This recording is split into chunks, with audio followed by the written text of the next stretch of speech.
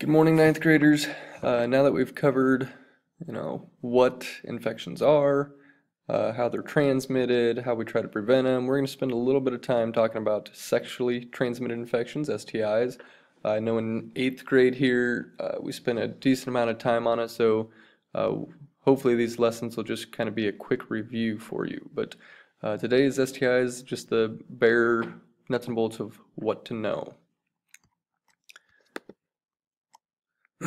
So, STIs, they're infections that are transmitted by sexual contact. It could be caused by bacteria, viruses, or protozoa that live in the reproductive organs. So again, this has to be contact, usually direct contact, not always, but most of the time direct contact, skin to skin, bodily fluids from one person to another. They may also, besides just reproductive organs, other areas that can become infected are the mouth, the rectum, blood, your semen, and other bodily fluids, sexual fluids become infected, and that's how it can spread as well. Now, transmission, like I said, is direct transmission. Okay, most of it is sexual contact of an infected area touching and passing on to another reproductive or sexual area coming in contact. Kissing, if someone's got gonorrhea, kissing them, you're not going to get gonorrhea unless they have gonorrhea infected in their mouth. Okay, or other oral STIs. Okay, herpes, cold sores are a strain of herpes that would actually be an STI that very commonly pass between people when just kissing. But that has to be during an outbreak. The person has to be contagious at that time. If there's no outbreak, you're in the clear there. Casual contact, again, like shaking hands, using the same toilet seat, those types of things are not going to pass STIs. Okay, so that's kind of a common myth that people have worried about, but common casual contact like that, you're in the clear. So transmission, the idea is the more partners you have, the more people you've been exposed to. So think of it this way. If you've been with one person, or if you and the person you were with have only been with each other, you've been exposed to just one person. Okay, that's usually about the safest method. People who abstain from being sexually active until they're marry someone else who's done the same, you're typically in the clear, nothing to worry about there, okay? But the more partners you've had and the more partners your other person has had, that you're with, you're exposing yourself to a lot more people, okay? People you've maybe never come in contact with, but you're still exposed to any diseases that they have possibly had. So if you look down here at the bottom, okay, the idea of all partners have had the same, so you and everyone you've been with have had the same past number of partners. Okay, this is just a quick glance of how many people you've actually been exposed to. So if you've had two partners, the person you're about to become sexually active with has had two partners, you're actually exposed to 4 people. Okay, same, if you have 5 and they've had 5 partners, you're actually getting exposed to 25 different people. Okay, because they all have, if they all have 5 people in their history too, all of those people are now, exposed in your relationship. Even up to, like, if you've got 10 and they've got 10, that's 100 different people that you're getting exposed to, that you don't know what they have, who they are, if they wore condoms each time, what their history is. So being smart about limiting and choosing wisely who you become sexually active with greatly reduces the risk of transmission. Now, STIs, yes, they're gross, nasty things, but they're more than that. They cause problems. Okay, and we're not going to get into a ton of the problems they cause, but there is actual organ damage done. Okay, probably most often to the reproductive organs themselves. Okay, just one example, they can scar, some of them can scar fallopian tubes. Okay, and that's what transports an egg to the uterus where fertilization usually occurs in the female. And if those are scarred, it may become very difficult for an egg to transport through there properly and for fertilization to occur. So yeah, STIs can cause infertility, and not just for women. It can get into the male reproductive system as well, cause problems on the testicles, and then you're infertile. You're unable to have children. That's a lasting, unchangeable consequence that has happened because of a STI that you've contracted. Other organs that it can spread to, cause problems with: the brain, liver, heart, other parts of it, intestines, really just about any other organs. Okay, the bacteria ones especially tend to spread more throughout the body than the virus. The virus may be that one area. Okay, you get herpes. Okay, you've got blisters in that infected area. They're gross. They're contagious. Okay, the bacteria ones tend to spread throughout the body more and do a little bit more damage. These are going to cause inflammation and in the infected area. Now, we learned just previously, not too long ago, that inflammation is the body's kind of natural way trying to heal itself. Okay, but we still want to try to manage that inflammation because, yeah, the red, warm, swollen, and it can be painful. Maybe painful during urination if you have an STI. So that inflammation, while yes, it's the body's natural reaction, defense, trying to help, can be very uncomfortable. Other problems with STIs is a lot of times, people are asymptomatic, meaning few or no symptoms at all. They don't realize they're infected.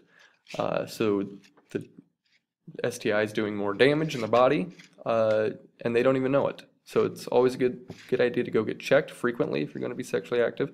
But asymptomatic people, just because they don't realize they have it, they're still infected, they're still contagious, they can pass that on to other people, and they still are going to have the health problems that occur. They just aren't aware of it. And then if you're asymptomatic or just don't want to go get tested and go get treated because you're nervous and anxious about that, you think it's embarrassing, well, the longer you have it, the more damage that's going to be done. The more organ damage is going to be done. Some of them can cause cancer. HPV is a common one that causes cervical cancer for women, so there is a vaccine for that one. But cause cancer, some can be downright fatal. They can kill you. Okay, if left untreated long enough, some of them are deadly. Transmission to unborn baby. Okay, if a mother's infected, many of these can pass on to the baby while still pregnant. Some might occur during birth. There's sometimes ways to prevent that, but it happens. Now, the problem with passing on to an unborn baby, some of the effects they might know right then. Some of those effects, if the baby's infected as it's developing, you might not realize the consequences of that for years after that baby's born. So, it's a good idea to get tested. Treatment. Okay, if you are going to get tested, you have you test positive for an infection. Okay, two of the most common ones again are bacteria and virus. Bacteria, those are curable. Okay, antibiotics. All right, just like any other bacteria, antibiotics can fight them off. All right, but you can always become reinfected. Just because you got gonorrhea and then you get rid of gonorrhea doesn't mean you're immune to it. You can always get it. It will do more damage to the body. So just, again, making smart choices about who you're sexually active with, maybe abstaining from sexual activity, but always, always, always making smart choices. Viruses, if you can contract a virus, those aren't curable. You have that for the rest of your life. Congratulations. There are antivirals or medications that will help with the outbreaks. It may reduce how often you get an outbreak, how long an outbreak is, the severity of the symptoms. But the thing is, you get a virus, you have that one in your system forever, and you will probably deal with outbreaks throughout your life. But there's some meds to help.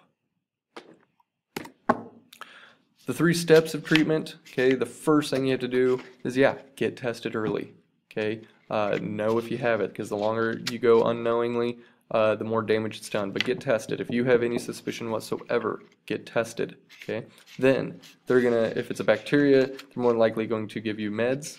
Okay, to kill it off. You take those meds as prescribed.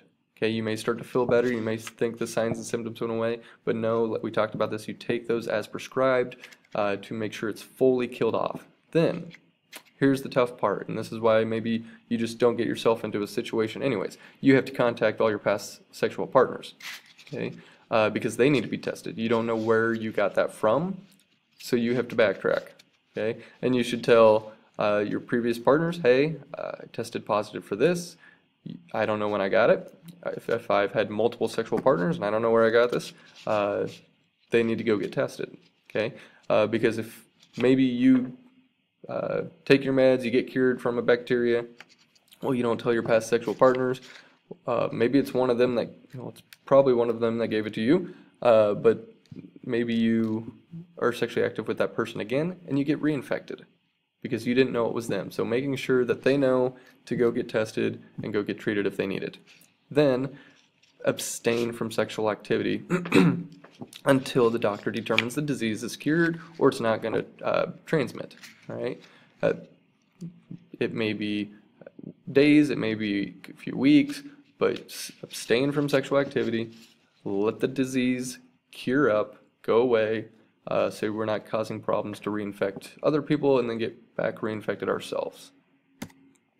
Prevention, oh my gosh, hands down the best way is abstinence. Duh, don't do it, okay? Refraining from sexual activity, it's 100% foolproof method. You're not going to be contracting a disease. Then, how to do this? Well, first of all, you got to anticipate challenges. It's going to be tough. You're getting messages from all over, friends, media, maybe your boyfriend or girlfriend, whoever. You're getting messages of why everyone should be doing it, okay? When really they're not. It's Hollywood, it's media, it's peer pressure, it's stupid stuff. But you got to anticipate that. So having open communication with people, okay, talking about what it is you really want to do, setting your boundaries, okay, I do and don't want to do these things, I will and won't. So let people know clearly. Don't get yourself into a situation you feel uncomfortable with. So third point, there's avoid situations. Okay, if you know maybe it's going to be alcohol at a party or a date that occurs and then they want to hang out and go drive here and do this, when you say yes to that, you're opening yourself up to that situation. Okay, so don't allow yourself to get into a situation where you're uncomfortable. Refusal skills, you need to plan how to get out of it. Have a backup plan. Have a set plan of this is my excuse, this is my reason, this is how I'm going to get out of here. Okay, you wouldn't believe that how many people I've heard of, maybe specifically even females, that say they had sex, maybe even consensual sex, but they didn't really want to because they felt they had to. They felt, oh, went on a date, the person paid for dinner, I just felt like I had to. Or I was in a situation, it was awkward, and it was just easier to have sex to get out of there. So no, that should never be a reason. Always have refusal skills to get yourself out of those. You don't ever have to do it if you don't want to do it, and just try to avoid those situations in the first place. Okay. Other ways to maybe prevent, again, latex condoms or polyurethane condoms if you're allergic to latex, but it provides a barrier, again, that keeps microorganisms that pass and from skin to skin contact or even from the semen, okay, but they're not 100%. Okay, they're effective, they should be used if you're going to be active, but they're not 100% effective. So just knowing it's not a foolproof, okay? Storing condoms, just a tidbit here, keep at room temperatures, don't keep real cold, don't keep real warm, so don't keep them in a car, don't keep them in your wallet, have them easily accessed, but don't keep them in temperatures where they're going to be destroyed. And then please know that hormonal birth control methods like the pill, the shot, and etc., those have nothing to do with preventing STIs. They prevent pregnancies. The only way to prevent STIs is abstinence and condoms. Have a good day.